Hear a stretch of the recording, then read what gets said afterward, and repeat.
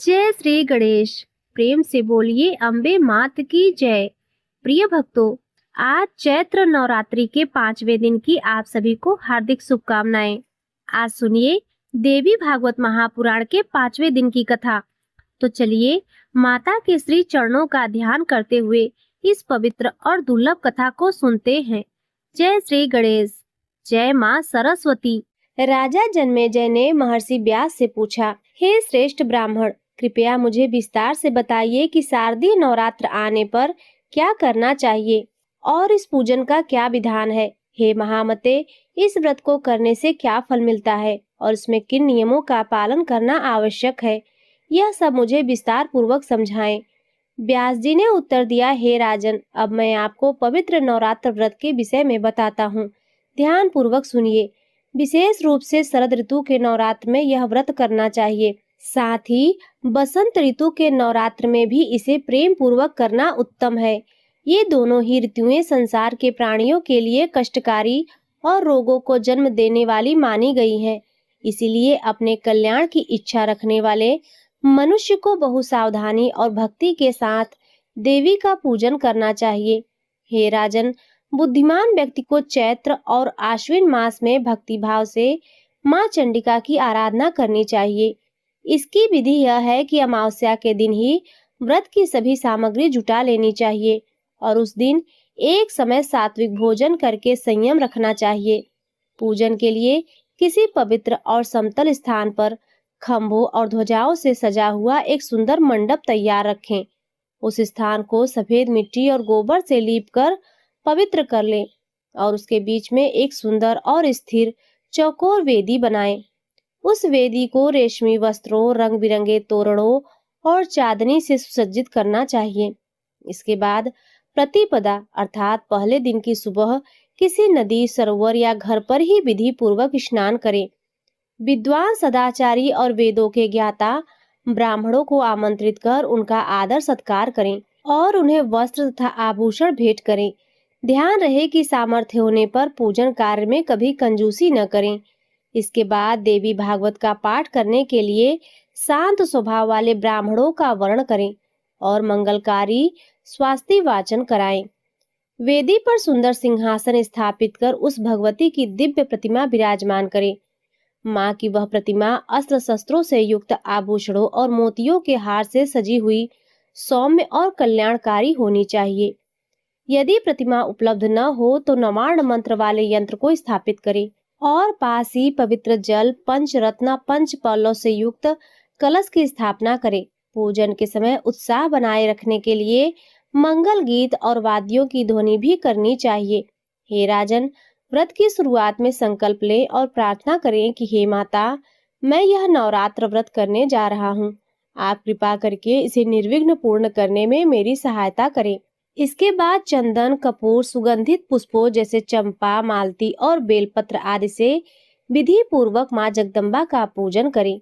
धूप दीप दिखाएं और नारियल, केला, अनार व संतरा जैसे अनेक फलों के साथ सात्विक अन्न का भोग लगाएं। अंत में हवन के लिए एक त्रिकोण वेदी का निर्माण करना चाहिए और पूरी श्रद्धा के साथ अपनी शक्ति के अनुसार नियमों का पालन करते हुए इस अनुष्ठान को संपन्न करना चाहिए। हे राजन, व्रत के दौरान साधक को प्रतिदिन सुबह, दोपहर और शाम तीनों समय सुंदर सामग्रियों से भगवती का पूजन करना चाहिए। इस अवसर पर घर के गायन, वादन और नृत्य के साथ उत्सव का माहौल बनाए रखना चाहिए। व्रती को चाहिए कि वह 9 दिनों में जमीन पर सोए और अपनी सामर्थ्य के अनुसार कुमारी कन्याओं का पूजन करें। कन्याओं को सुंदर वस्त्र, आभूषण और अमृत के समान स्वादिष्ट भोजन कराकर उनका आशीर्वाद लेना चाहिए। कन्या पूजन की विधि के बारे में व्यास जी कहते हैं कि आप चाहें तो प्रतिदिन एक कन्या का पूजन करें या हर दिन एक एक संख्या बढ़ाते हुए पूजन करें अथवा प्रतिदिन 9 कन्याओं का पूजन करें। हे राजन, माँ की सेवा और यज्ञ में कभी भी धन का मोह या कंजूसी नहीं करनी चाहिए, क्योंकि श्रद्धा से किया गया दान ही अक्षय फल देता है। पूजन के लिए 1 वर्ष की कन्या का चयन नहीं करना चाहिए, क्योंकि वह स्वाद और गंध के भेद को नहीं समझती। पूजन के लिए 2 वर्ष से लेकर 10 वर्ष तक की कन्याएं ही श्रेष्ठ मानी जाती हैं, जिनके स्वरूप और नाम इस प्रकार हैं। 2 वर्ष कुमारी, इसके पूजन से दुख और दरिद्रता का नाश होता है तथा धन, आयु और बल बढ़ता है। 3 वर्ष त्रिमूर्ति, इनका पूजन धर्म, अर्थ और काम की सिद्धि कराता है और परिवार में सुख समृद्धि लाता है। 4 वर्ष की कल्याणी, विद्या, विजय और राज्य सुख की इच्छा रखने वाले को इनका पूजन करना चाहिए। 5 वर्ष रोहिणी, रोगों के नाश और स्वास्थ्य लाभ के लिए इनकी आराधना की जाती है। 6 वर्ष कालिका, शत्रुओं के विनाश के लिए कालिका स्वरूप कन्या का पूजन फलदायी है। 7 वर्ष की कन्या चंडिका, धन और ऐश्वर्य की अभिलाषा रखने वाले को इनकी पूजा करनी चाहिए। 8 वर्ष की कन्या सांभवी, युद्ध में विजय, सम्मोहन और दरिद्रता दूर करने के लिए इनकी सेवा करें। 9 वर्ष दुर्गा, कठिन साधना की सिद्धि और परलोक में सुख के लिए दुर्गा नाम की कन्या पूजनीय है। 10 वर्ष की कन्या सुभद्रा, अपने मन की हर इच्छा पूरी करने और अमंगल को टालने के लिए इनका पूजन करें। 10 वर्ष से अधिक आयु की कन्या का पूजन शास्त्रों में वर्जित बताया गया है। विद्वान पुरुष को चाहिए कि वह श्री रस्तु मंत्र या देवी के बीज मंत्रों से इन कन्याओं की अर्चना करे।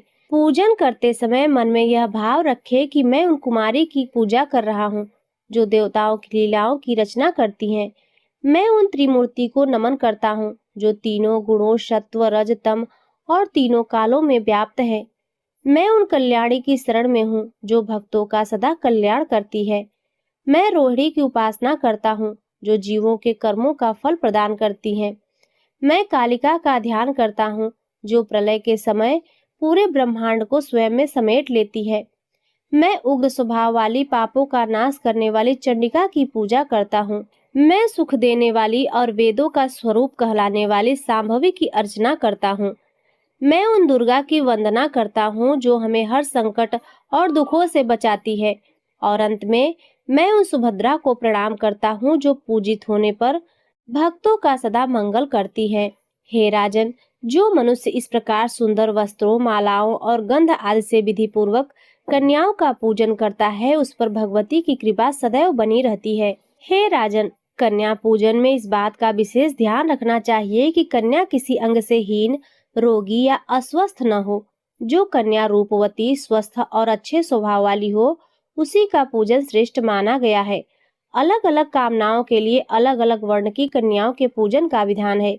ब्राह्मण की कन्या का पूजन कार्य सिद्धि के लिए, क्षत्रिय की कन्या का विजय के लिए और वैश्य या शूद्र की कन्या का पूजन धन लाभ के लिए करना चाहिए। हे राजन, जो व्यक्ति पूरे 9 दिनों तक व्रत करने में समर्थ न हो, उसे कम से कम अष्टमी तिथि को विशेष रूप से पूजन अवश्य करना चाहिए। इसी दिन देवी भद्रकाली प्रकट हुई थी, इसीलिए अष्टमी को उपहारों, चंदन, पुष्पों और खीर के हवन से माता को प्रसन्न करना चाहिए। यदि 9 दिन का उपवास कठिन लगे तो केवल सप्तमी, अष्टमी और नवमी, इन 3 रात्रियों का व्रत और पूजन भी पूरे नवरात्र का फल देने वाला होता है।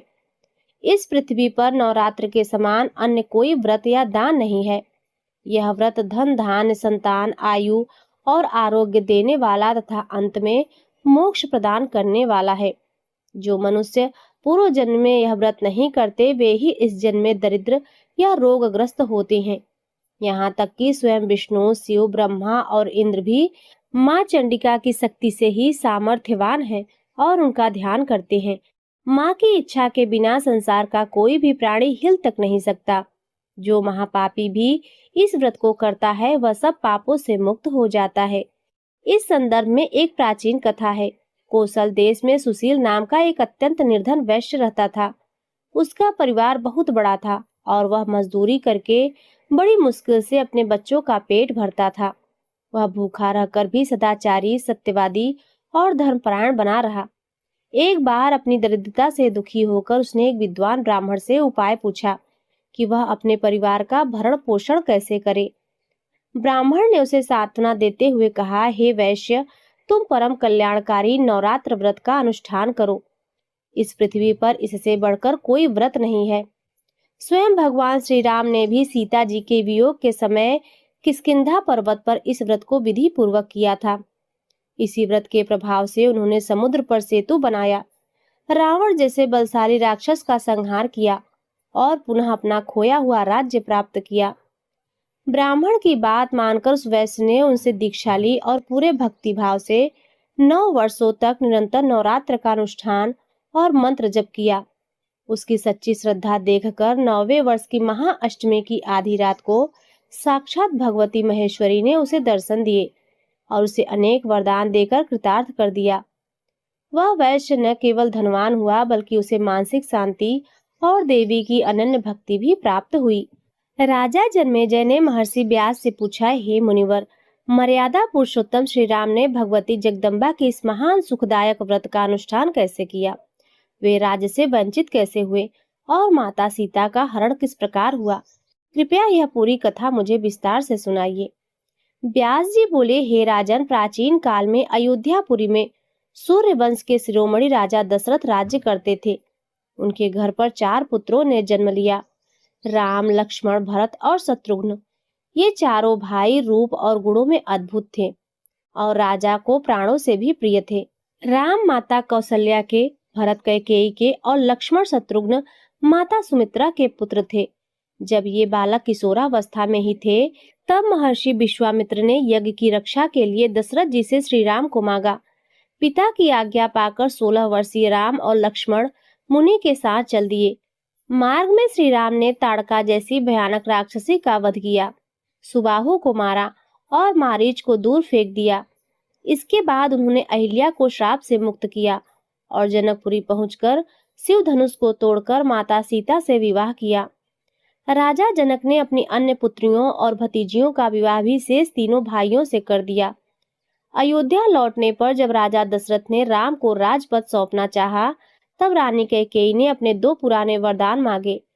पहले वरदान में उन्होंने भरत के लिए राज्य और दूसरे में राम के लिए 14 वर्ष का वनवास मांगा। पिता के वचनों को निभाने के लिए श्री राम सीता और लक्ष्मण के साथ दंडक वन में चले गए।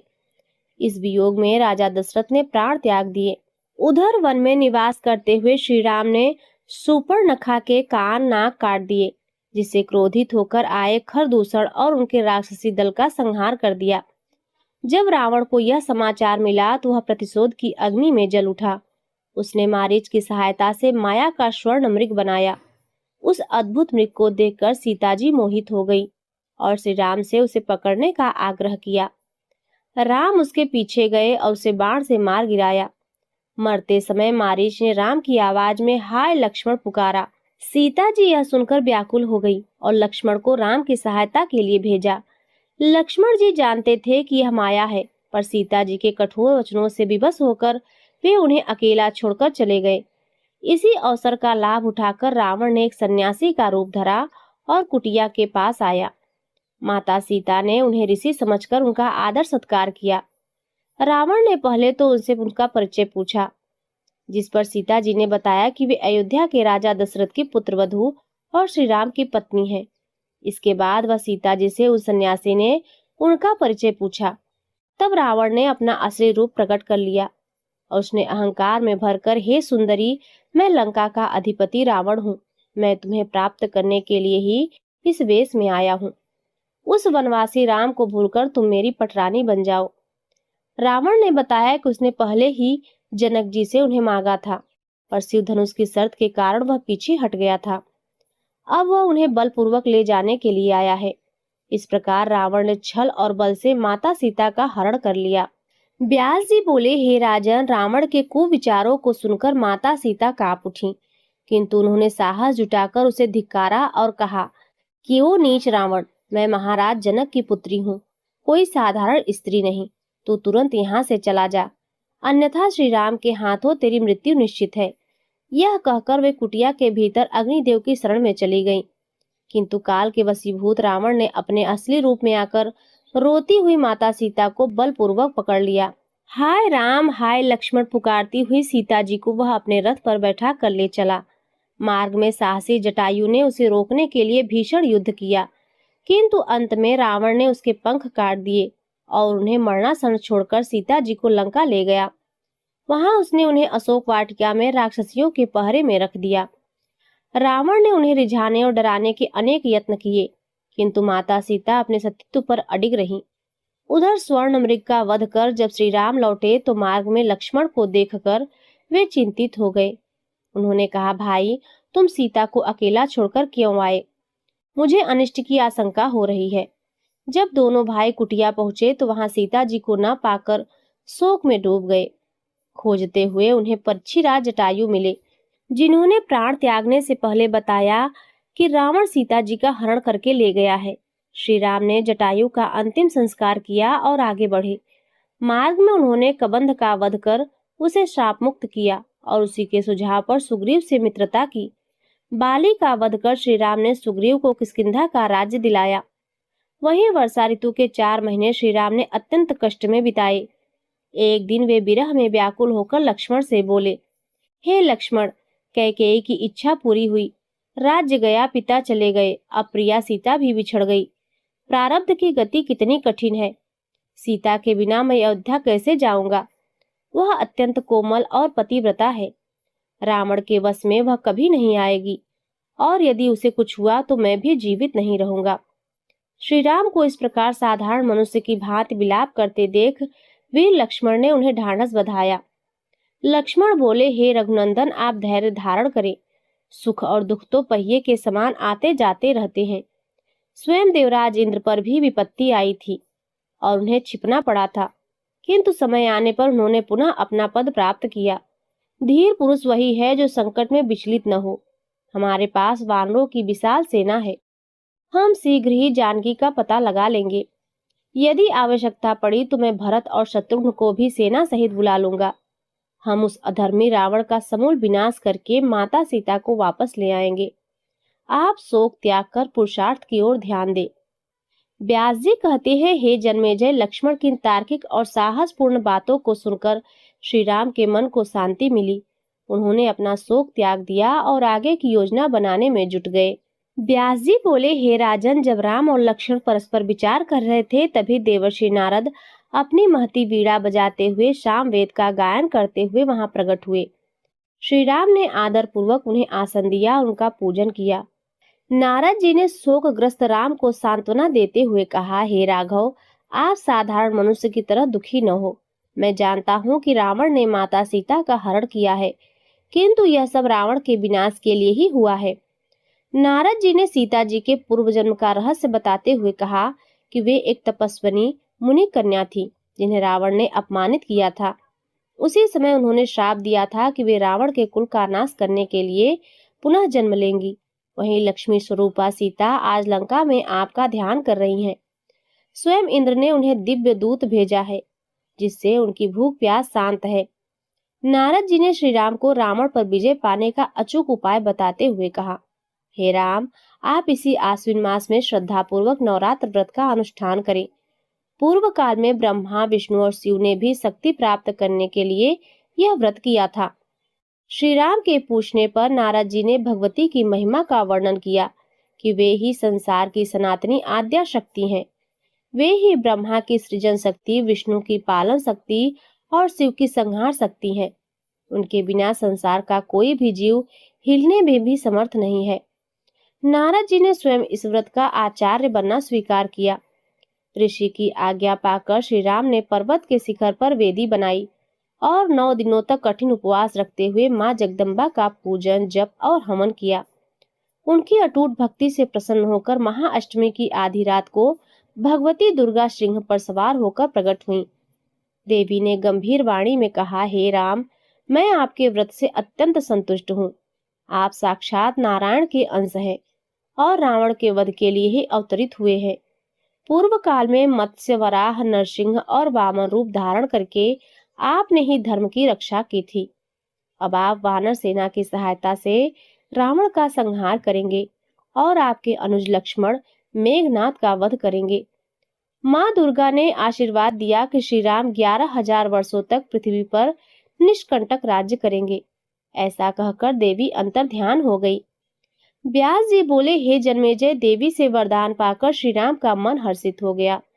उन्होंने 10वीं तिथि को विजया पूजन किया और वानर सेना के साथ समुद्र की ओर प्रस्थान किया।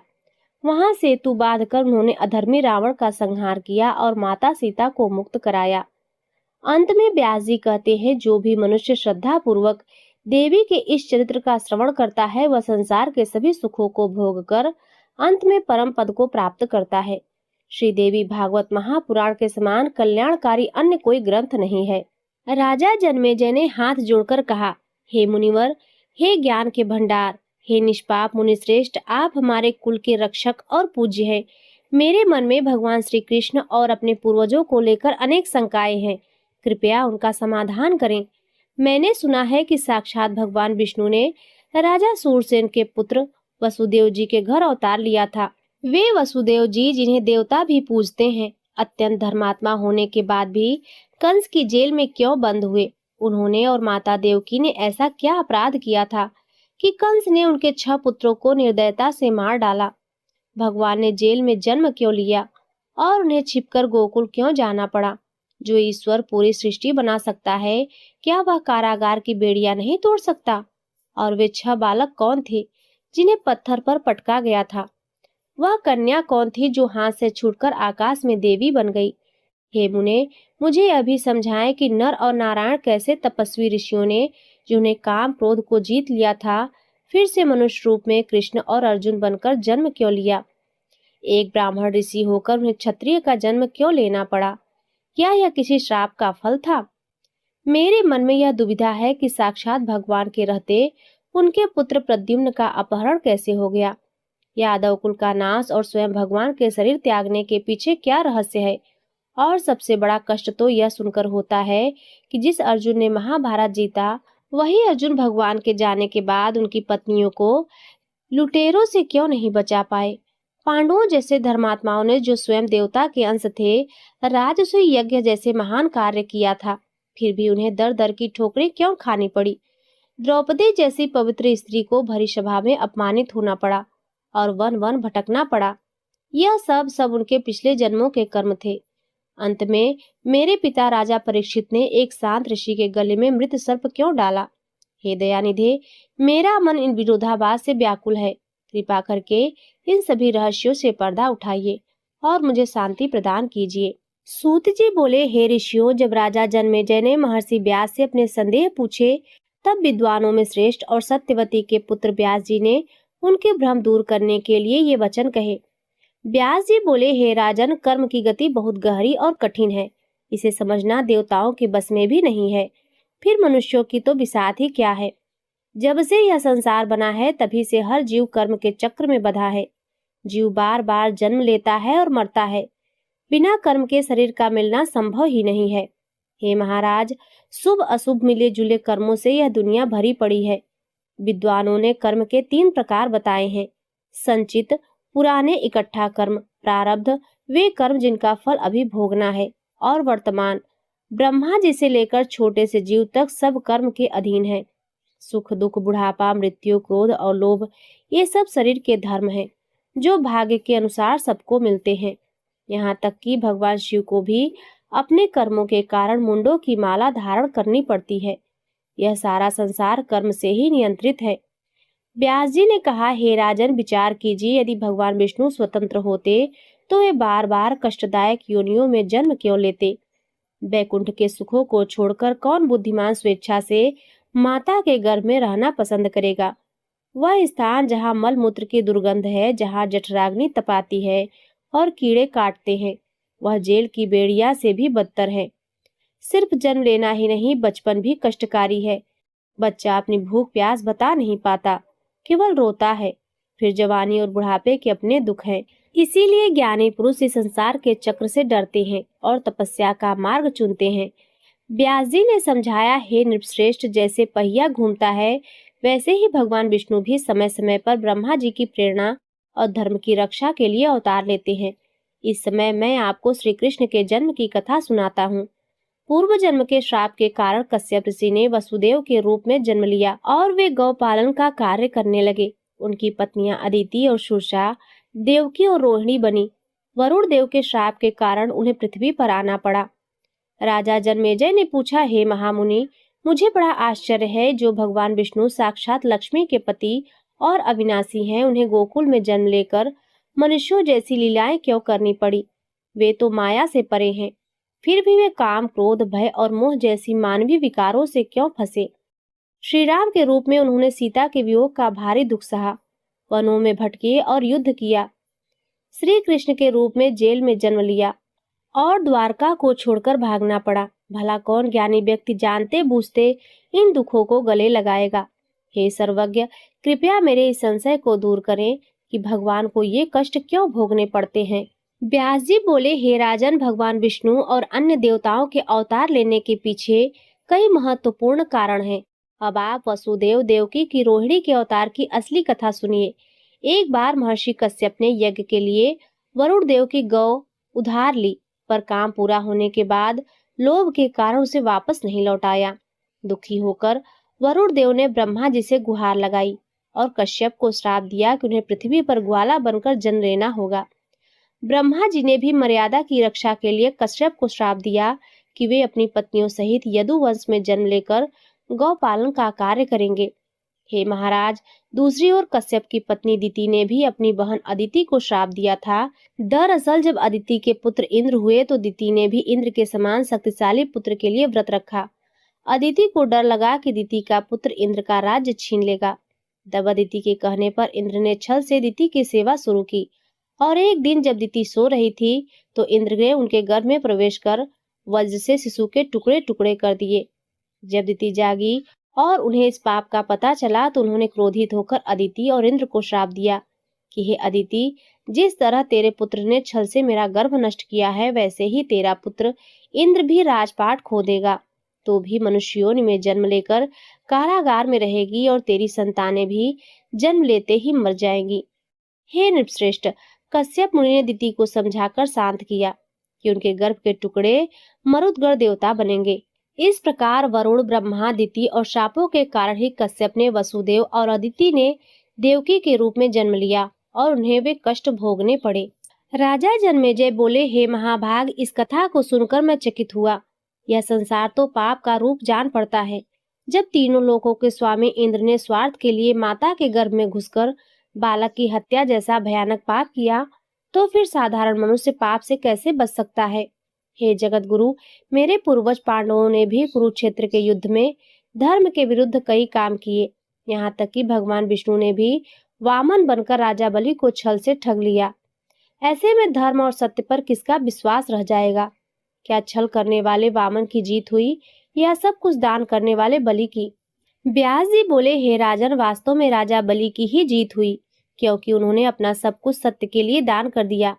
भगवान विष्णु को तो उनके छल के कारण बलि का द्वारपाल बनना पड़ा। हे नरेंद्र, सत्य ही धर्म का मूल है, पर इसे निभाना अत्यंत कठिन है। हे राजन, यह संसार सत्व, रज और तम इन तीनों गुणों और माया से बना है। ब्रह्मा से लेकर तिनके तक सभी माया के वश में है। जब मनुष्य का स्वार्थ पूरा होता है तब वह छल और झूठ का सहारा लेता है।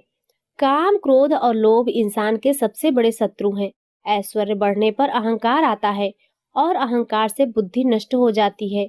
हे नृपश्रेष्ठ, अहंकार के साथ किया गया दान या यज्ञ कभी शुद्ध नहीं होता। धर्म के लिए केवल वही धन श्रेष्ठ है जो किसी को दुख दिए बिना कमाया गया हो। जिसका मन पवित्र है वही कर्म का फल पाता है।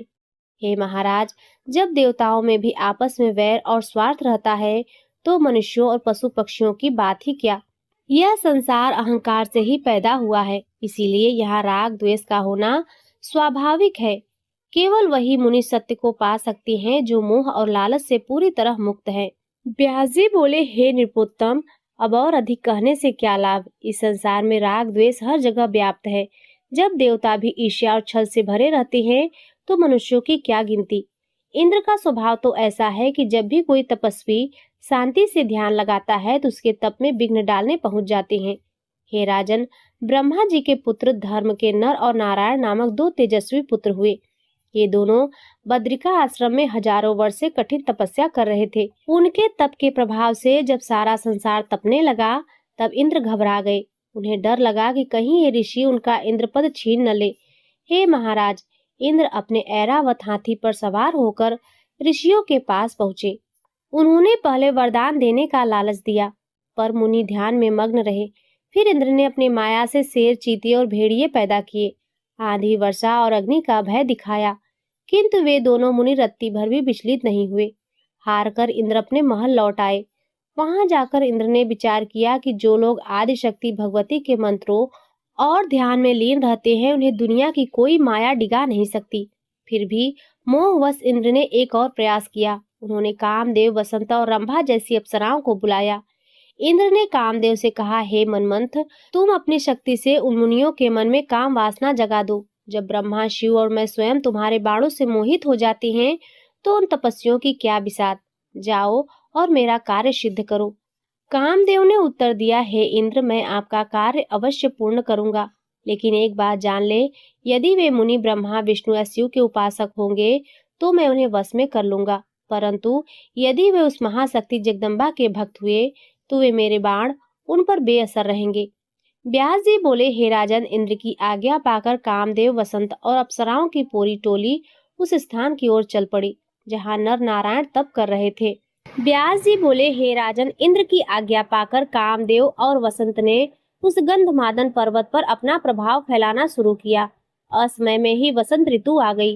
वृक्ष फूलों से लद गए, कोयले कूकने लगी और शीतल सुगंधित हवाएं चलने लगी। रंभा और तिलोत्तमा जैसी अप्सराएं मधुर संगीत गाने लगी। ऋषि नारायण ने जब यह देखा तो वे समझ गए कि यह इंद्र की कोई चाल है। उन्होंने नर ऋषि से कहा, हे भाई, देखो, इंद्र ने हमारे तप को भंग करने के लिए यह माया रची है। ये अप्सराएं हमें विचलित करने आई हैं। हे महाराज, तभी कामदेव की विशाल सेना, जिसमें 16,050 अप्सराएं थी, ऋषियों के सामने प्रकट हो गई। वे अप्सराएं अनेक प्रकार के हाव भाव दिखाकर मुनियों को लुभाने लगी। तब मुनि नारायण के मन में एक विचार आया। उन्होंने सोचा कि इंद्र को अपने स्वर्ग की अप्सराओं पर बहुत घमंड है। मैं अभी उसे अपनी तपस्या का फल दिखाता हूँ। यह सोचकर मुनि नारायण ने अपनी जंघा पर हाथ से आघात किया, जिससे तत्काल एक परम सुंदरी स्त्री प्रकट हुई। जंघा से पैदा होने के कारण उसका नाम उर्वशी पड़ा। उर्वशी का रूप इतना दिव्य था कि स्वर्ग से आई अप्सराएं उसे देखकर शर्मिंदा हो गई और अपनी सुध बुध खो बैठी। नारायण ने वैसी ही हजारों और दासियां भी उत्पन्न कर दी।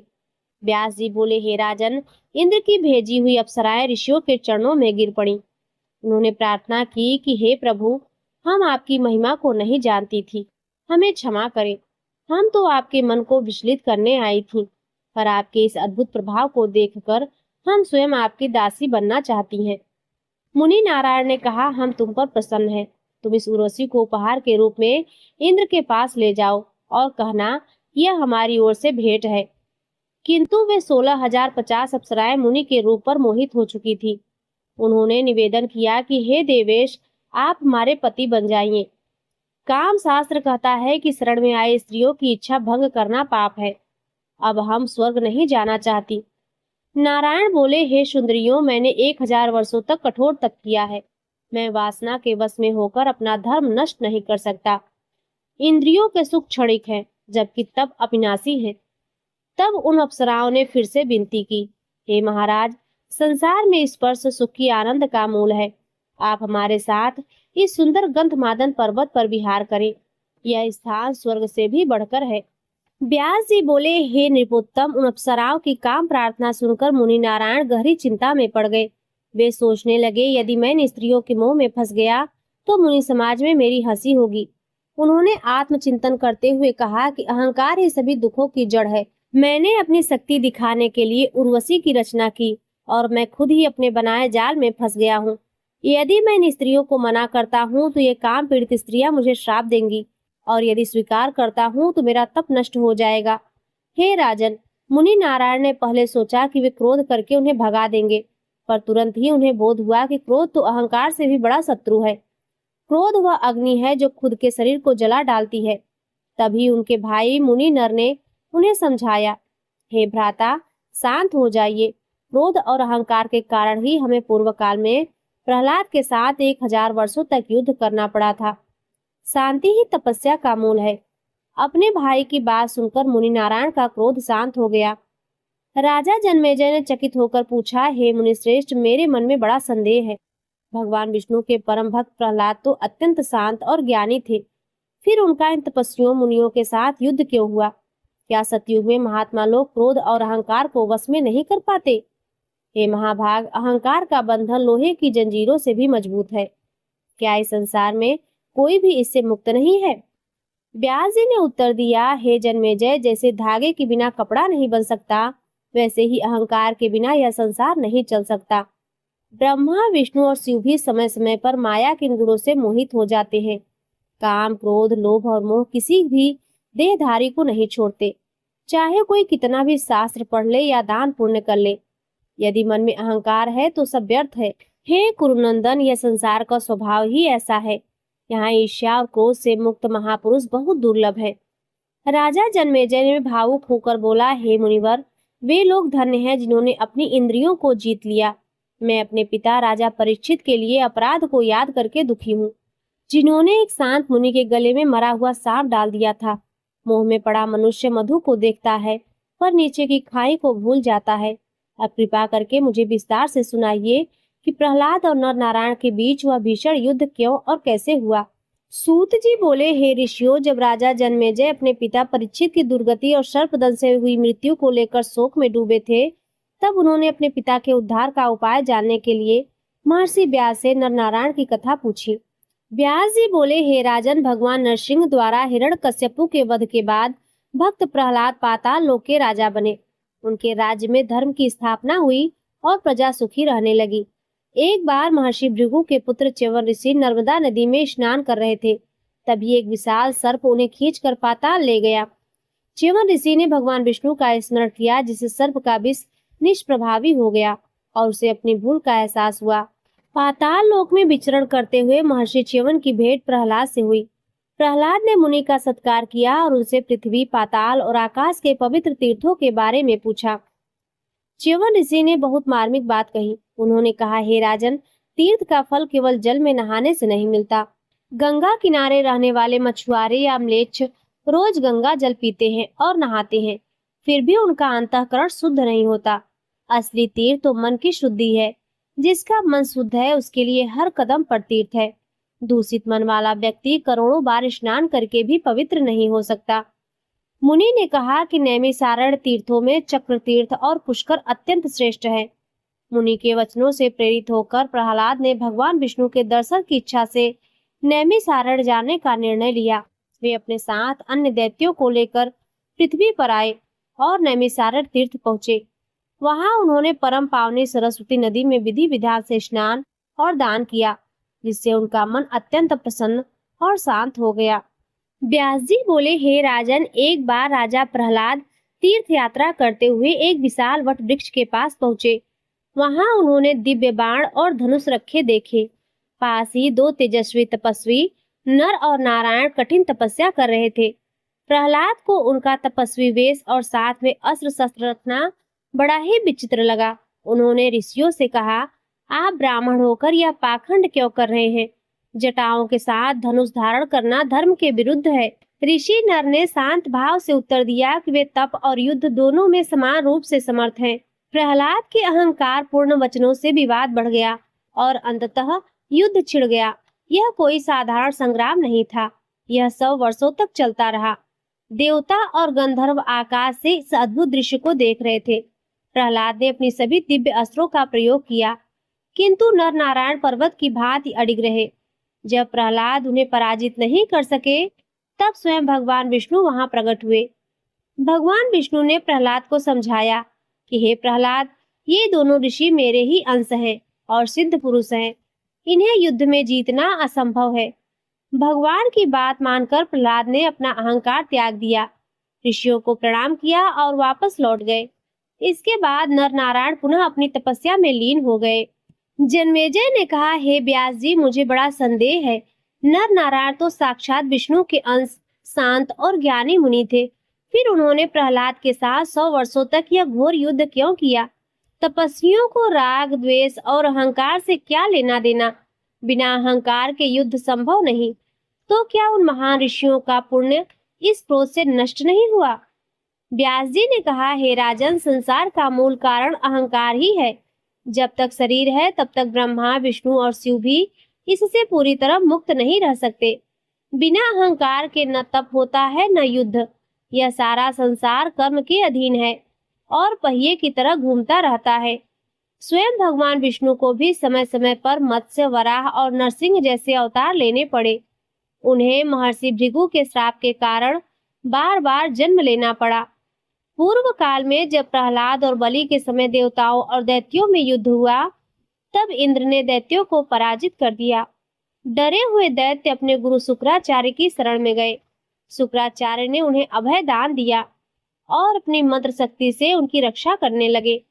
जब विष्णु सहित देवताओं ने फिर से दैत्यों पर आक्रमण किया, तो शुक्राचार्य के तपोबल के कारण उन्हें पीछे हटना पड़ा। हे राजन, शुक्राचार्य ने दैत्यों को समझाया कि अभी देवताओं को जीतना कठिन है, अतः वे स्वयं भगवान शिव से दिव्य मंत्र प्राप्त करके कैलाश चले गए। शिव जी ने उन्हें 1000 वर्ष तक उल्टा लटक कर धुआं पीने का कठोर व्रत दिया। इधर प्रहलाद और अन्य दैत्यों ने छल से तपस्वी का वेश धर लिया ताकि देवता उन पर आक्रमण न करें, किंतु देवताओं को इस पाखंड का पता चल गया और उन्होंने निहत्थे दैत्यों पर हमला कर दिया। भयभीत दैत्य शुक्राचार्य की माता की शरण में गए। माता ने उन्हें अभय दान दिया और अपने तपोबल से इंद्र सहित सभी देवताओं को निद्रावस्था में जड़ कर दिया। इंद्र को संकट में देखकर भगवान विष्णु ने उन्हें स्वयं में शरण दी।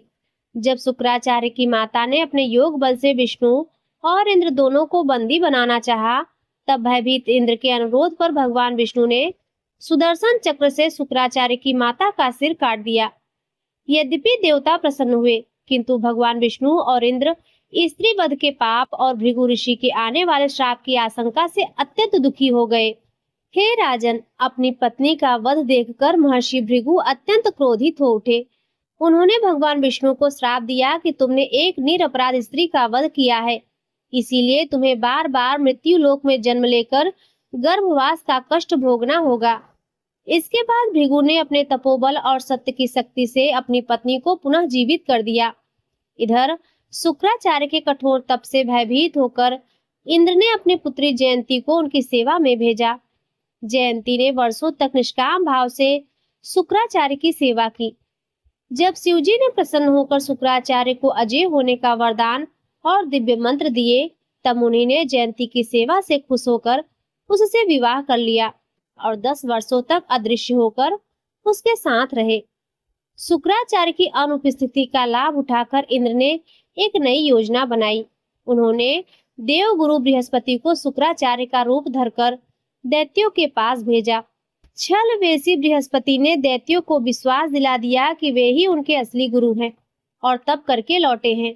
माया से मोहित होकर दैत्य उन्हें ही अपना असली गुरु मान बैठे और निश्चिंत हो गए। जन्मेजय ने कहा, हे मुनिवर, यह मुझे जानकर अत्यंत आश्चर्य और दुख हो रहा है कि साक्षात देवगुरु बृहस्पति, जो धर्म के ज्ञाता और सत्यनिष्ठ मुनि हैं, उन्होंने स्वार्थ के लिए झूठ और छल का सहारा कैसे लिया। यदि देवता और गुरु ही असत्य बोलेंगे तो संसार में धर्म की मर्यादा कैसे बचेगी। क्या काम, क्रोध और लोभ के महापुरुषों को भी नहीं छोड़ा। व्यास जी ने कहा, हे राजन, जो भी प्राणी शरीर धारण करता है वह गुणों, सत्य, रजतम और विकारों, काम, क्रोध, लोभ से मुक्त नहीं रह सकता। ब्रह्मा, विष्णु और महेश भी समय समय पर इन गुणों के प्रभाव में आते हैं। दूसरों को उपदेश देना सरल है, किंतु स्वयं पर संकट आने पर बड़े बड़े विद्वानों का ज्ञान भी लुप्त हो जाता है। यह संसार माया का खेल है, जहाँ केवल वही बच सकता है जो भगवती भुवनेश्वरी की शरण में हो। बृहस्पति ने शुक्राचार्य का रूप धरकर दैत्यों को 10 वर्षों तक ठगा। उन्होंने असुरों को अहिंसा और यज्ञ निंदा का ऐसा उपदेश दिया जो वेदों के विरुद्ध था, ताकि दैत्य अपनी शक्ति खो दे। जब जयंती के साथ 10 वर्ष बिताकर असली शुक्राचार्य वापस आए, तो उन्होंने देखा कि एक धूर्त बृहस्पति उनका रूप धरकर उनके शिष्यों को भ्रमित कर रहा है। देवगुरु को पाखंड फैलाते देख शुक्राचार्य आश्चर्यचकित रह गए और लोभ की निंदा करने लगे, जिसके साक्षात देवताओं के गुरु को भी असुरों को ठगने वाला एक कपटी बना दिया। हे राजन, असली शुक्राचार्य ने जब दैत्यों को बृहस्पति के छल के बारे में सचेत किया, तो माया के वशीभूत दैत्यों ने अपने ही गुरु को पहचानने से इनकार कर दिया। उन्होंने असली शुक्राचार्य को धूर्त कहकर अपमानित किया और बृहस्पति को ही अपना गुरु मान लिया। इस अपमान से क्रोधित होकर शुक्राचार्य ने दैत्यों को श्राप दे दिया, तुमने मेरा तिरस्कार किया है, इसीलिए तुम्हारी बुद्धि नष्ट हो जाएगी और तुम युद्ध में पराजित होगे। श्राप सफल होते ही बृहस्पति अपना असली रूप दिखाकर देवताओं के पास लौट गए अब असुर असहाय हो गए और देवता युद्ध के लिए उमड़ पड़े। अपनी भूल का आभास होने पर प्रहलाद के नेतृत्व में सभी दैत्य कांपते हुए शुक्राचार्य की शरण में गए और उनसे क्षमा मांगी। शुक्राचार्य का क्रोध शांत हुआ। उन्होंने दैत्यों को सांत्वना देते हुए प्रारब्ध का महत्व समझाया। उन्होंने कहा, जो होना है वह होकर रहेगा। दैव के आगे किसी का वश नहीं चलता। समय का फेर है कि आज तुम्हें हार कर पाताल जाना पड़ेगा, किंतु भविष्य में तुम्हारा पौत्र बलि पुनः त्रिलोकी का राज्य प्राप्त करेगा। शुक्राचार्य ने इंद्र और बलि के संवाद का उदाहरण देते हुए बताया कि ब्रह्मा और विष्णु जैसे देव भी समय के अधीन होकर विभिन्न रूप धारण करते हैं। अतः ज्ञानी पुरुष को सुख दुख में विचलित नहीं होना चाहिए। हे राजन, शुक्राचार्य की प्रेरणा से प्रहलाद के नेतृत्व में दैत्यों ने देवताओं पर आक्रमण कर दिया और उन्हें पराजित कर दिया। संकट में घिरे इंद्र ने गुरु बृहस्पति के परामर्श पर भगवती भुवनेश्वरी की भावपूर्ण स्तुति की। देवताओं की पुकार सुनकर मां जगदम्बा सिंह पर सवार होकर प्रकट हुई। भगवती को युद्ध भूमि में देखकर दैत्य भयभीत हो गए। तब परम ज्ञानी और विष्णु भक्त प्रहलाद के आगे बढ़कर मां की अद्भुत स्तुति की। प्रहलाद ने मां से प्रश्न किया, हे माता, आप तो विश्व जननी हैं, फिर देवताओं और हम दैत्यों में यह भेदभाव क्यों? हम दोनों ही कश्यप जी की संतान हैं। विष्णु ने छल से असुरों का भाग छीन लिया और बलि जैसे धर्मात्मा के साथ कपट किया, फिर भी लोग उन्हें ही धर्मनिष्ठ कहते हैं। हे अम्बे, हम सब आपकी शरण में है, अब आप ही हमारा न्याय करें। प्रहलाद के सत्य और निष्कपट वचनों को सुनकर देवी प्रसन्न हुई। उन्होंने असुरों को समझाया कि सुख और दुख का कारण लोभ और काल है।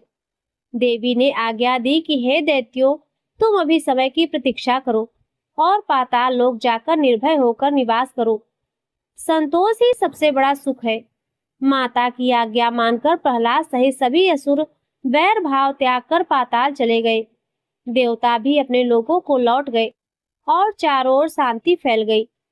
जो भी इस कथा का श्रवण करता है वह सभी दुखों से मुक्त हो जाता है। व्यास जी बोले, हे राजन, जिस मनवंतर और युग में भगवान विष्णु के जो अवतार हुए हैं उन्हें मैं संक्षेप में बताता हूँ। चाक्षुष मनवंतर में वे धर्मपुत्र नर नारायण हुए। वैवस्वत मनवंतर के दूसरे चतुर्युग में महर्षि अत्रि और अनसुईया के यहाँ वे दत्तात्रेय रूप में जन्मे, जहाँ ब्रह्मा, सोम और शिव दुर्वासा बने। चौथे चतुर्युग में हिरण्यकश्यपु के वध हेतु उन्होंने नरसिंह अवतार लिया। त्रेता युग में राजा बलि को छलने के लिए वे वामन बने और 19वें चतुर्युग में जमदग्नि के पुत्र परशुराम होकर पृथ्वी को क्षत्रियों से रहित किया। त्रेता में ही वे राम हुए और 28वें द्वापर में श्री कृष्ण और अर्जुन के रूप में अवतरित होकर पृथ्वी का भार उतारा। हे राजन, ये समस्त अवतार प्रकृति के आदेशानुसार होते हैं। वे परा प्रकृति ही अपनी माया से संसार को नचाती हैं। उन्हीं के योग से परमात्मा ब्रह्मा, विष्णु और महेश के रूप में सृजन, पालन और संहार करते हैं। इस संसार में सभी प्राणी विधि के विधान में बंधकर सुख दुख भोगते हैं। व्यास जी बोले, हे राजन, जब नर मुनि ने नारायण को अप्सराओं को श्राप देने से रोका, तब क्रोध शांत होने पर नारायण मुनि ने उन अप्सराओं से मुस्कुराकर मधुर वचन कहे। उन्होंने कहा, हे सुंदरियों, इस जन्म में हमारा विवाह न करने का संकल्प है, अतः आप स्वर्ग लौट जाएं, किंतु मैं आपके प्रेम को व्यर्थ नहीं जाने दूंगा। जब मैं 28वें द्वापर युग में पृथ्वी का भार उतारने के लिए अवतार लूंगा, तब आप सब राजाओं की कन्याओं के रूप में जन्म लेंगी और मेरी पत्नियां बनेंगी। मुनि का यह आश्वासन पाकर वे अप्सराएं काम व्यथा से मुक्त होकर स्वर्ग लौट गई और इंद्र ने भी नारायण मुनि के अद्भुत धैर्य की प्रशंसा की। वे ही नर नारायण आगे चलकर अर्जुन और श्री कृष्ण के रूप में प्रकट हुए। जन्मेजय ने पुनः प्रश्न किया कि हे मुने, यदि श्री कृष्ण साक्षात भगवान थे तो उनके माता पिता वसुदेव देवकी को कंस ने कारागार में इतना दुख क्यों सहना पड़ा? स्वयं भगवान को जन्म लेते ही गोकुल क्यों भागना पड़ा और बाद में जरासंध के भय से मथुरा छोड़कर द्वारका क्यों बसाना पड़ा? साक्षात ईश्वर होते हुए भी वे अपने वंश का नाश और अपनी पत्नियों का चोरों द्वारा अपहरण क्यों नहीं रोक सके? धर्मनिष्ठ पांडवों और द्रौपदी को आजीवन कष्ट क्यों मिला? क्या द्रौपदी के 5 पति होने लायक कोई लोक मर्यादा के विरुद्ध नहीं था? भीष्म जैसे महापुरुषों ने वंश रक्षा के लिए जो मार्ग अपनाया, क्या वह उचित था? हे सर्वज्ञ, भगवान श्री कृष्ण के इन मानवीय दुखों और आचरणों से जुड़े हुए मेरे इन संशयों को आप विस्तार पूर्वक कथा सुनाकर दूर करें। व्यास जी बोले, हे राजन, एक समय पापियों के भार से दुखी होकर पृथ्वी गौ का रूप धारण कर स्वर्ग में इंद्र के पास गई। उन्होंने जरासंध, शिशुपाल, कंस और नरकासुर जैसे अधर्मी राजाओं के अत्याचारों का वर्णन करते हुए कहा कि वह इनका भार सहने में असमर्थ है और कलयुग के आने की आशंका से भयभीत है। इंद्र उसे लेकर ब्रह्मा जी के पास गए। ब्रह्मा जी ने कहा कि वे स्वयं इस कार्य में स्वतंत्र नहीं है, अतः वे सब मिलकर भगवान विष्णु की शरण में गए। विष्णु लोक पहुंचकर जब ब्रह्मा जी ने पृथ्वी का संकट दूर करने की प्रार्थना की, तब भगवान विष्णु ने एक गूढ़ सत्य प्रकट किया। उन्होंने कहा, हे ब्रह्मा जी, मैं, आप, शंकर या इंद्र कोई भी स्वतंत्र नहीं है। यह संपूर्ण जगत योग माया और सात्विक राजस तामस गुणों के अधीन है। यदि मैं स्वतंत्र होता तो मत्स्य, कच्छप या नरसिंह जैसी योनियों में जन्म लेकर कष्ट क्यों पाता? मुझे परशुराम बनकर ब्राह्मण होकर भी निशंस कर्म क्यों करने पड़ते? राम के अवतार में भी मैं माया के वशीभूत होकर स्वर्ण मृग को नहीं पहचान सका। सीता का हरण हुआ और मुझे दर दर भटकना पड़ा। अंत में लोक निंदा के भय से मुझे अपनी प्रिय पत्नी का त्याग भी करना पड़ा और काल के वशीभूत होकर शरीर छोड़ना पड़ा। जब मैं स्वयं परतंत्र होकर निरंतर दुख पाता रहा तो दूसरा कौन स्वतंत्र हो सकता है? अतः हम सबको उन आद्या शक्ति भगवती की ही शरण में चलना चाहिए, जिनकी इच्छा से यह सारा जगत संचालित होता है। व्यास जी बोले, हे राजन, भगवान विष्णु के वचनों को सुनकर ब्रह्मा आदि सभी देवताओं ने आद्या शक्ति भगवती योग माया का एकाग्र मन से ध्यान किया। उनके स्मरण करते ही देवी साक्षात प्रकट हुई। देवताओं ने उनकी स्तुति करते हुए कहा कि ब्रह्मा, विष्णु और शिव भी आपकी शक्ति के बिना सृष्टि, पालन और संहार करने में समर्थ नहीं है। उन्होंने प्रार्थना की कि कंस, जरासंध और अन्य दुष्ट राजाओं का वध करके आप पृथ्वी का भार उतारें। भगवती ने प्रसन्न होकर देवताओं से कहा, हे देवगण, मैंने पहले ही अंश अवतारों के माध्यम से दुष्टों के संहार की योजना बना ली है। पूर्व काल के कश्यप प्रजापति अब यदुकुल में वसुदेव के रूप में अवतरित होंगे और भगवान विष्णु भृगु के शापवश उनके पुत्र श्री कृष्ण बनकर प्रकट होंगे। मैं स्वयं भी गोकुल में यशोदा के गर्भ से जन्म लेकर देवताओं का कार्य सिद्ध करूंगी। इंद्र के अंश से अर्जुन और अन्य देवताओं के अंशों से पांडव व भीष्म उत्पन्न होंगे, जो कुरुक्षेत्र के युद्ध में दुष्ट क्षत्रियों का विनाश करेंगे। अंत में भगवती ने यह भी बताया कि ब्राह्मण के श्राप और ईर्ष्यामोह के कारण यादव वंश का नाश होगा और श्री कृष्ण भी स्वधाम लौटेंगे। ऐसा कहकर देवी अंतर ध्यान हो गई और पृथ्वी सहित सभी देवता आश्वस्त होकर अपने लोकों में चले गए। व्यास जी कहते हैं, हे राजन, यह संपूर्ण जगत योग माया के अधीन है। ब्रह्मा, विष्णु और महेश भी स्वतंत्र नहीं है, बल्कि वे भी माया के वश में होकर संसार की लीलाओं में बंधे रहते हैं। भगवान विष्णु का यदुवंश में अवतार लेना वास्तव में योग माया का ही विधान था। माया के प्रभाव से ही ईश्वर को भी गर्भवास का दुख और मानवीय कष्ट भोगने पड़ते हैं। जैसे राम अवतार में भगवान राम माया के कारण स्वर्ण मृग को नहीं पहचान सके और सीता के वियोग में साधारण मनुष्य की भांति विलाप किया, वैसे ही कृष्णावतार में भी दैवीय शक्तियां प्रारब्ध के अधीन रही। मथुरा नगरी में राजा उग्रसेन का पुत्र कंस अत्यंत प्रतापी और क्रूर था। वरुण देव के श्राप के कारण महर्षि कश्यप ने वसुदेव के रूप में और अदिति ने राजा देवक की पुत्री देवकी के रूप में जन्म लिया। जब कंस बड़े उत्साह के साथ अपनी चचेरी बहन देवकी का विवाह वसुदेव से कराकर उन्हें विदा करा रहा था, तभी एक आकाशवाणी हुई कि हे कंस, जिस बहन को तू प्रेम से विदा कर रहा है उसी का 8वां पुत्र तेरा वध करेगा। यह सुनते ही मृत्यु के भय से पागल होकर कंस ने देवकी के बाल पकड़ लिए और तलवार निकालकर उसे मारने को उद्यत हो गया। वहां उपस्थित लोगों और यादवों में हाहाकार मच गया। वसुदेव जी के साथियों ने युद्ध का प्रयास किया, किंतु कंस नहीं माना। अंत में नीतिज्ञ वसुदेव ने कंस को शांत करने के लिए एक कठिन प्रतिज्ञा की। उन्होंने कहा, हे कंस, स्त्री की हत्या पाप है।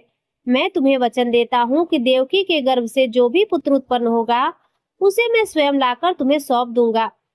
वसुदेव की सत्यवादिता पर विश्वास करके कंस ने देवकी को छोड़ दिया। इसके बाद वसुदेव जी अपनी नवविवाहिता पत्नी के साथ घर चले गए, किंतु भविष्य के संकट की छाया उनके ऊपर मंडराने लगी। हे राजन, समय आने पर देवकी ने अपने प्रथम पुत्र को जन्म दिया। सत्य के पास में बंधे वसुदेव जी ने अपनी प्रतिज्ञा का स्मरण करते हुए वह बालक कंस को सौंपने का निश्चय किया। तब शोकमग्न देवकी ने प्रारब्ध और पुरुषार्थ पर शंका की। उन्होंने पूछा कि यदि सब कुछ पहले से ही तय है तो शास्त्रों के प्रायश्चित और औषधियां व्यर्थ क्यों नहीं हैं? वसुदेव ने समझाया कि कर्म 3 प्रकार के होते हैं, संचित, वर्तमान और प्रारब्ध। वर्तमान और संचित कर्मों को तो सुधार और प्रायश्चित से बदला जा सकता है, किंतु प्रारब्ध को केवल भोग कर ही समाप्त किया जा सकता है। सत्य ही परम धर्म है, इसीलिए लोक निंदा और अधर्म के बचने के लिए उन्होंने देवकी से बालक ले लिया। मार्ग में लोग वसुदेव की इस कठिन सत्यनिष्ठा की भूरि भूरि प्रशंसा कर रहे थे। जब वसुदेव ने बालक कंस को सौंपा तो उनके धैर्य को देखकर क्रूर कंस भी विस्मित हो गया। उसने उदारता दिखाते हुए कहा कि हे वसुदेव, आकाशवाणी के अनुसार 8वां पुत्र मेरी मृत्यु है, इसीलिए मैं इस प्रथम बालक को नहीं मारूंगा। इसे वापस ले जाओ। वसुदेव प्रसन्न होकर बालक को घर ले आए, किंतु तभी वहां देवर्षि नारद का आगमन हुआ। नारद जी ने कंस को सचेत करते हुए कहा कि हे कंस, तुम देवताओं की माया नहीं जानते।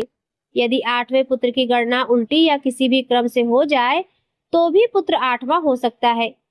अपने शत्रु की उपेक्षा करना बुद्धिमानी नहीं है। नारद की इस कूटनीतिज्ञ बात को सुनकर कंस का भय पुनः जाग उठा। उसने तुरंत उस बालक को मंगवाकर पत्थर पर पटक दिया और उसे मार डाला। व्यास जी बोले, हे राजन, देवर्षि नारद ने देवताओं का कार्य सिद्ध करने के लिए ही कंस को उन बालकों के वध के लिए प्रेरित किया था। वास्तव में उन 6 बालकों की मृत्यु के पीछे एक प्राचीन श्राप था। स्वयंभू मनवंतर में मरीचि ऋषि के 6 पुत्रों ने ब्रह्मा जी का उपहास किया था, जिससे उन्हें दैत्य योनि में जन्म लेने का श्राप मिला। अगले जन्म में वे हिरण्यकश्यपु के पुत्र बने और ब्रह्मा जी से वरदान पाकर पिता का अपमान किया, जिससे क्रोधित होकर हिरण्यकश्यपु ने उन्हें श्राप दिया कि वे सटगर्भ कहलाएंगे और देवकी के गर्भ से ही जन्म लेते ही अपने पूर्व जन्म के पिता कालनेमी, जो अब कंस हैं, के हाथों मारे जाएंगे। इस प्रकार वे 6 पुत्र कंस के हाथों मरकर श्राप मुक्त हुए। इसके बाद देवकी के 7वें गर्भ को योग माया ने खींचकर रोहिणी के गर्भ में स्थापित कर दिया, जो बलराम कहलाए, और 8वें गर्भ में साक्षात भगवान विष्णु विराजमान हुए। पृथ्वी का भार उतारने के लिए देवताओं और असुरों ने विभिन्न रूपों में अवतार लिया। वसुदेव कश्यप के और देवकी की अदिति के अंश थे। श्री कृष्ण साक्षात नारायण और अर्जुन नर ऋषि के अंश थे। युधिष्ठिर धर्म, भीम, पवन और नकुल सहदेव अश्विनी कुमारों के अंश से उत्पन्न हुए।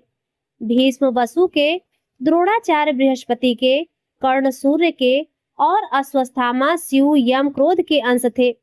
द्रौपदी साक्षात लक्ष्मी का अवतार थी। असुरों में कंस, कालनेमी का, शिशुपाल, हिरण्यकश्यपु का, जरासंध, विप्रचिति का और दुर्योधन कली का अंश था। भगवान विष्णु ने अपने श्याम और श्वेत केशों के प्रतीक स्वरूप श्री कृष्ण और बलराम के रूप में अवतार लेकर अधर्म का नाश किया। इस अंशावतार की कथा सुनने वाला प्राणी समस्त पापों से मुक्त होकर आनंद प्राप्त करता है।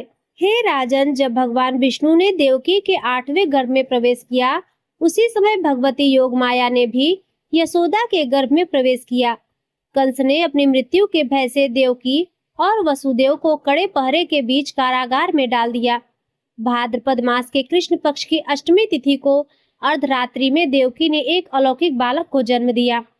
बालक के अद्भुत रूप को देखकर देवकी और वसुदेव चकित रह गए, किंतु कंस के भय से वे अत्यंत व्याकुल भी थे।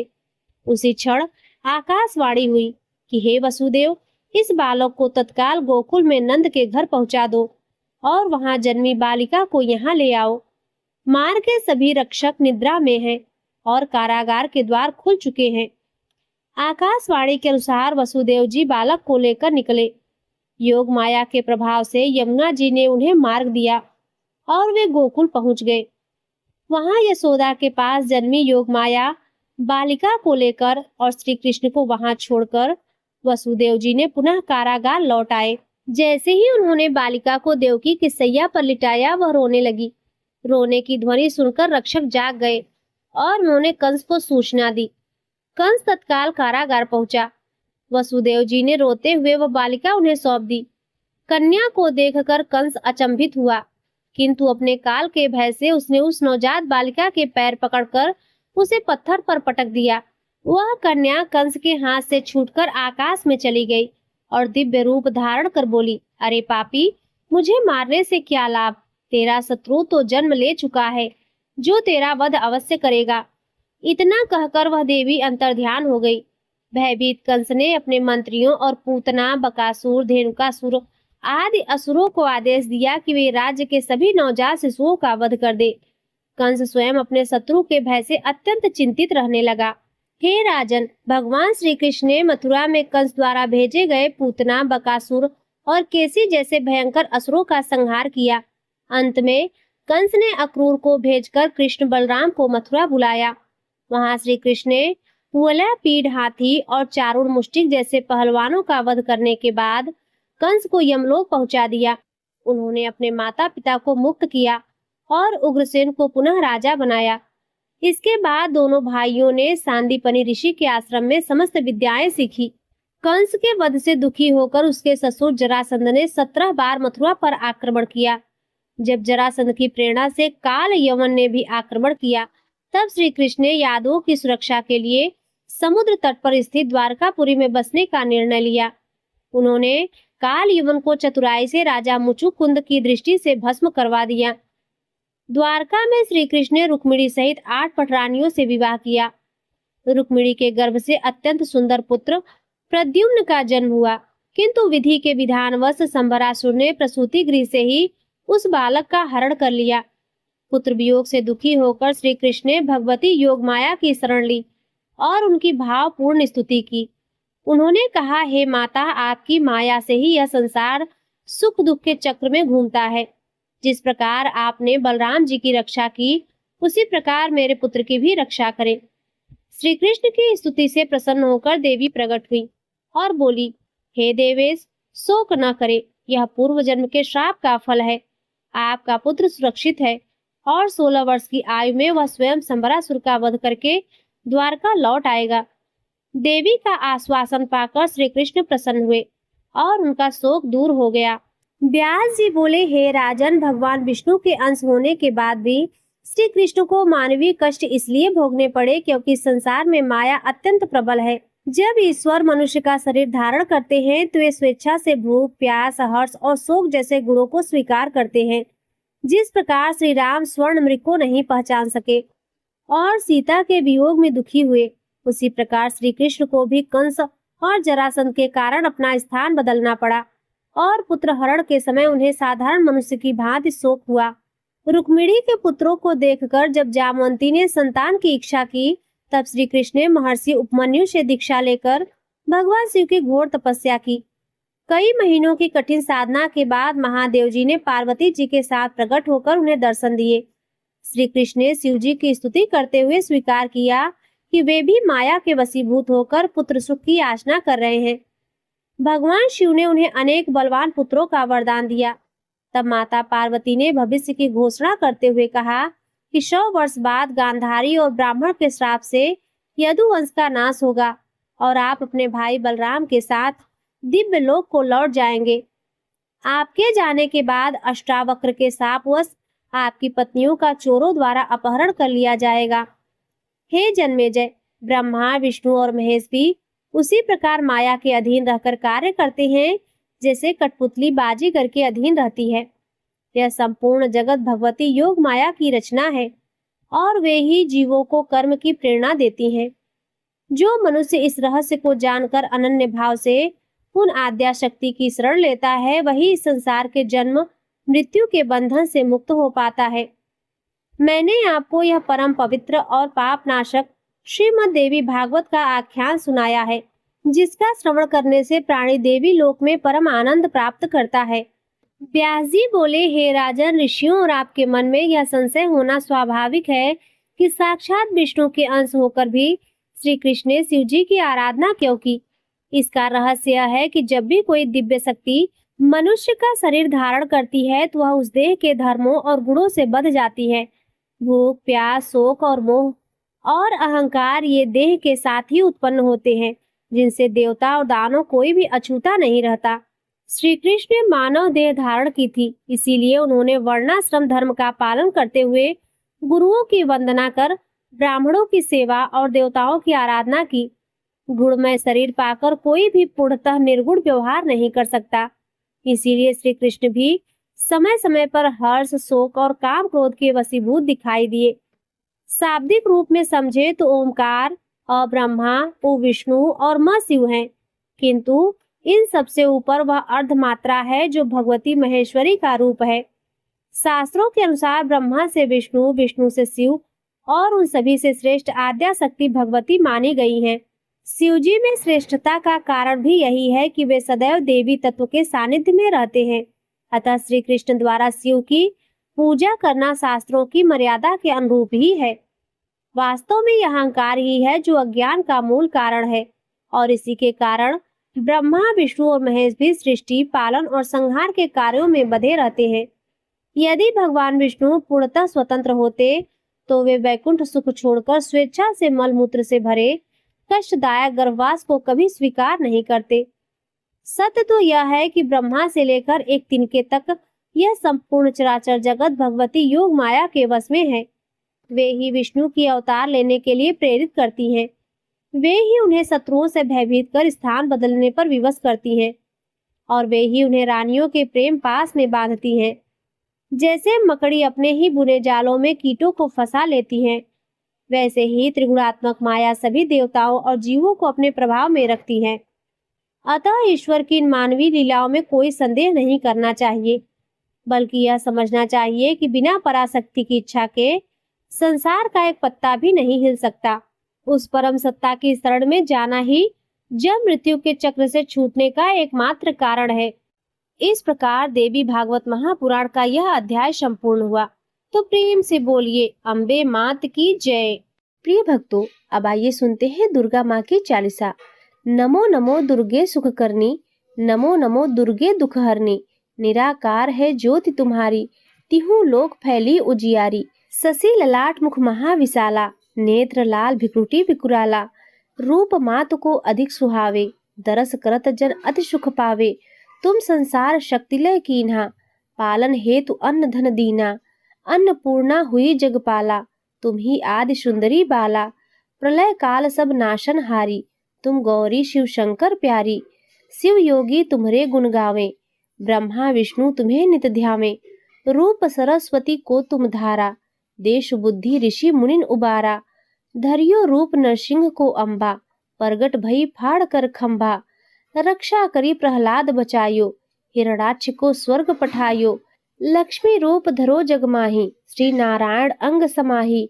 क्षीर सिंधु में करत विशाला, दया सिंधु दीजे मन आशा। हिंग लाज में तुम्ही भवानी, महिमा अमित न जात बखानी। माँ तंगी अरु धूमावती माता, भुवनेश्वरी बगला सुखदाता। श्री भैरव तारा जगतारिणी, छिन्न भाल भव दुख निवारिणी। केहरी वाहन शोह भवानी, लांगुर वीर चलत अगवानी। कर में खप्पर खड्ग विराजे, जाको देख काल डर भाजे। सोहे अस्त्र और त्रिशूला, जाते उठत शत्रु ही सूला। नगर कोट में तुम्ही विराजत, तिहु लोक में डंका बाजत। शुंभ निशुंभ दानव तुम मारे, रक्त बीज संखन संहारे। महिषासुर नृप अति अभिमानी, जेहि अघभार मही अकुलानी। रूप कराल कालिका धारा, शेन सहित तुम तिहि संहारा। परिगार संतन सब जब जब, भई सहाय माद तुम तब तब। अमरपुरी अरु बासव लोका, तब महिमा सब रहे अशोका। ज्वाला में है ज्योति तुम्हारी, तुम्हें सदा पूजे नर नारी। प्रेम भक्त से जो यस गावे, दुख दारिद्र निकट नहीं आवे। ध्यावे तुम्हें जो नर मन लाई, जन्म मरण ताको छुट जाई। जोगी सुरमुनि कहत पुकारी, योग न हो बिन शक्ति तुम्हारी। शंकर आचारज तप कीन्हो, काम अरु क्रोध जीत सब लीन्हो। निष्दिन ध्यान धरो शंकर को, काहू काल नहीं सुमिरो तुमको। शक्ति रूप का मरम न पायो, शक्ति गई तब मन पछतायो। शरणागत हुई कीर्ति बखानी। जय जय जय जगदम्ब भवानी। भई प्रसन्न आदि जगदम्बा। दई शक्ति नहीं कीन विलंबा। मोको मातु कष्ट अति घेरो। तुम बिन कौन हरे दुख मेरो। आशा तृष्णा निपट सतावे। मोह मदातिक सब बिनसावे। शत्रु नाश कीजे महारानी। सुमिरो एक चित तुम्हें भवानी। करो कृपा हे मातु दयाला। रिद्धि सिद्धि दे करहु निहाला। जब लगी जीऊं दया फल पाऊं। तुमरो यश मैं सदा सुनाऊं। श्री दुर्गा चालसा जो कोई गावे।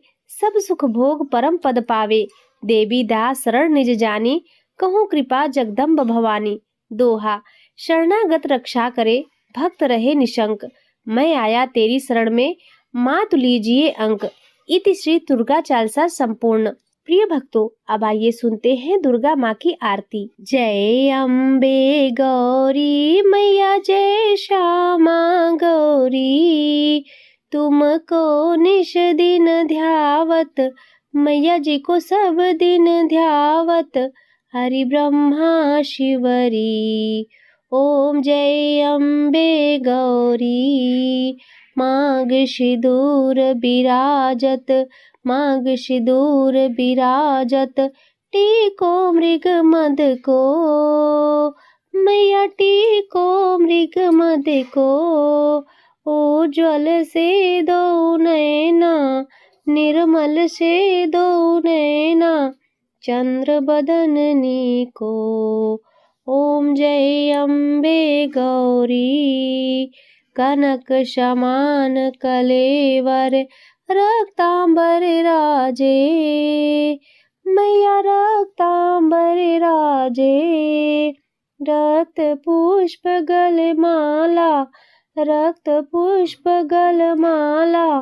कंठन पर साजे। ओम जय अम्बे गौरी। के हरि वाहन राजत। खड खप्पर धारी। मैया खड खप्पर धारी। सुर नर मुनि जन सेवत। सुर नर मुनि जन सेवत। तिनके दुख हारी। ओम जय अम्बे गौरी। कानन कुंडल शोभित। नासाग्र मोती। मैया नासाग्र मोती। कोटिक चंद्र दिवाकर। कोटिक सूर्य प्रभाकर। समराजत ज्योति। ओम जय अम्बे गौरी। शुंभ निशुंभ विदारे। महिषासुर घाती। हो मैया महिषासुर घाती।